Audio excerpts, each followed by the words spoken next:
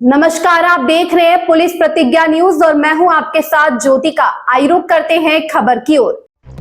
पीड़ित बुजुर्ग महिला ने पुलिस कमिश्नर सहित आला अधिकारियों से लगाई न्याय की गुहार। साहब मेरी रिपोर्ट लिखवा दीजिए। पूरा मामला पुलिस कमिश्नरेट थाना नौबस्ता का है। जानकारी के अनुसार पीड़ित बुजुर्ग महिला जकिया पत्नी मोहम्मद मुबीन मकान नंबर 133 ए ब्लॉक बाबा मदार थाना नौबस्ता पुलिस कमिश्नरेट कानपुर नगर की रहने वाली बुजुर्ग महिला पीड़िता ने पुलिस कमिश्नर कानपुर नगर व मीडिया को दिए गए बयान में बताया कि मेरे बेटे इमरान उर्फ गप्पू की शादी शबाना पुत्री सलीम के साथ दिनांक 24 अगस्त 2024 को गढ़ी कस्बा जिला बाराबंकी में हुई है। पीड़िता बुजुर्ग महिला की बहू आजाद किस्म की होने के कारण बिना पति को बताए घर से चली जाती थी। पूछने पर लड़ाई झगड़ा करने पर आमादा हो जाती थी कि बात को लेकर अपने पूरे जेवरात लेकर अपने मायके चली गई और वहां पर माननीय न्यायालय प्रधान न्यायाधीश के यहां वाद दाखिल किया और हर्जा खर्चा प्रतिमा मेरे बेटे से लेती है। इसके बाद भी आए दिन बहुत शबाना सलीम की बहन सुहेला सलीम की पत्नी और मोहम्मद शादाब खान निवासिनी 100B ब्लॉक मछरिया थाना नौबस्ता कानपुर नगर आए दिन बुजुर्ग महिला के पास आकर मेरे पति और मुझे धमकाकर कि तेरी पोती की तबीयत खराब है, उसके इलाज के लिए पैसा चाहिए।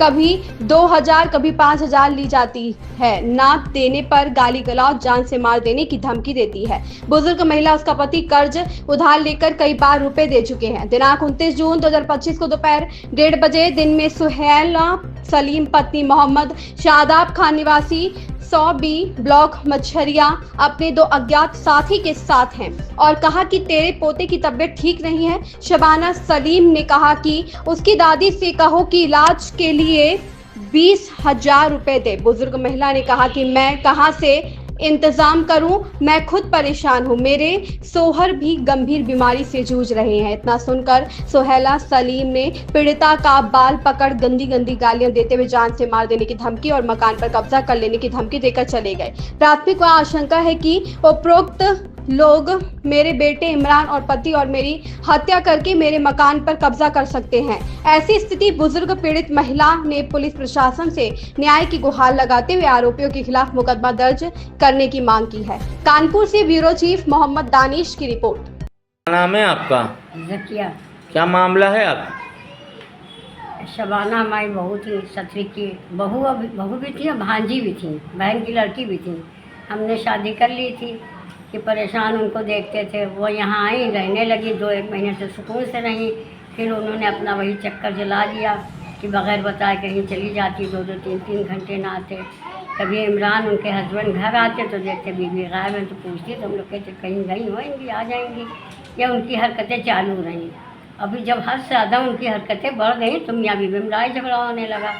एक दिन उन्होंने किया कि अपने अपने कपड़े बांधे, जेवर लिया, बग़ैर बताए घर से निकल गई, चली गई। अब हम लोगों ने पता लगाया कहाँ गई, मालूम हुआ वो सतरी पहुँच गई हैं।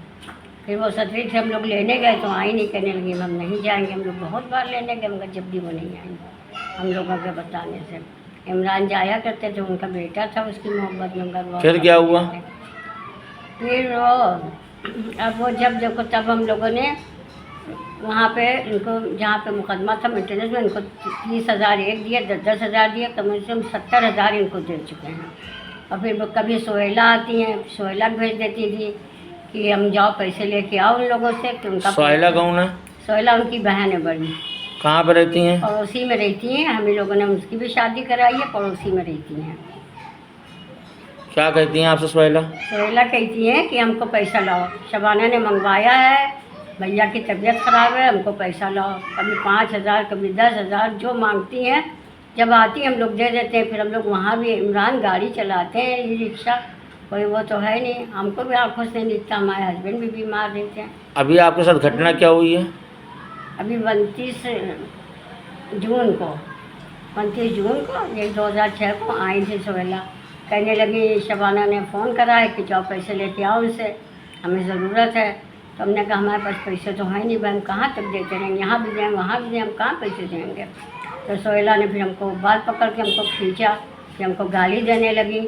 हमारे घर में कोई नहीं था, हम थे, कोई नहीं था।